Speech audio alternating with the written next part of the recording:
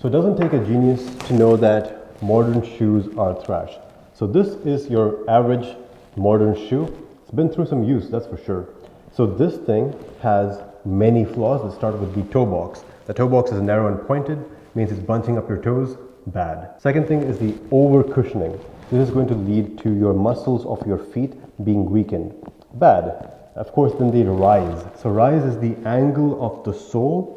And if you have an angle, what's going to happen is you're going to put more pressure on your knees and your hip joints. Also bad. So overall, pretty trash. Except for one thing. The surfaces you walk on are also trash. The human body was not evolved to walk on asphalt and cement and hard tile. So the question becomes, is the modern shoe actually appropriate for the modern terrain that we walk on, or should you opt for a low-rise barefoot shoe like this one, which is the exact opposite in terms of engineering principles to the other shoe that I showed you? That's the topic of this video, and I'm also going to show you exactly how to fix flat feet forever. So basically what a barefoot shoe is, or what tries to be, is extremely flexible, and of course has a wide toe box, so it allows your toes to kind of spread out. And it usually has a low or no rise, which means that it's practically flat and your feet are nice and flat instead of being at an angle. But then again, of course, the problem is, are these appropriate for walking on hard surfaces? The answer is yes, so long as there's some level of cushioning. And also, so long as you're walking correctly. So having a thick cushiony sole is going to weaken your foot, and also it's going to compromise your gait. The way your feet strike the pavement is going to be different based on what kind of shoe you're wearing. So here's what you do. If you're going on a business meeting or if you're going on a date or something, just optimize for looks. That's completely fine.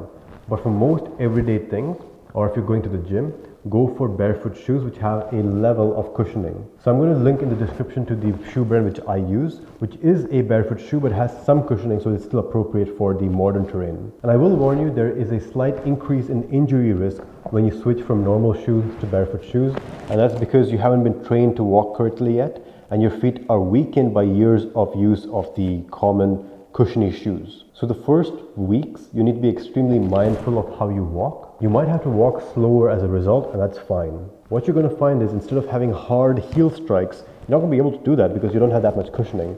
So your body is naturally going to compensate by kind of landing on the midfoot. And that's good because it allows your calves and Achilles tendon. Speaking of the Achilles tendon, that is the thickest tendon in our body, and it allows this muscle and tendon system to kind of take the stress of each shock wave rather than your knee and hip systems. Of course, I don't even need to tell you that this is beneficial because the calves and tendon can take a lot more stress than your joints can. So yes, absolutely shift to barefoot shoes for most purposes. And also, this is a tool. You need to know what tool to use at what times. For example, if you're running a marathon, you wouldn't be using barefoot shoes. But then again, that's a very specialized type of purpose. So know what the hell you're doing and be wise as to what tool you should be using. Now, how to fix flat feet is actually really simple. There's only one exercise that you actually need to do. And if you had flat feet since when you were a kid, I completely sympathize with you, man. I've been there. So fixing flat feet is going to give you more agility, more speed when you're running, and most importantly, it's going to fix postural problems down the chain, down the mechanical chain. So it's going to fix up knee issues and hip issues. There's two things which I recommend you to do to fix your flat feet. First is walking barefoot on grass or any kind of natural surface. This is going to trigger ancient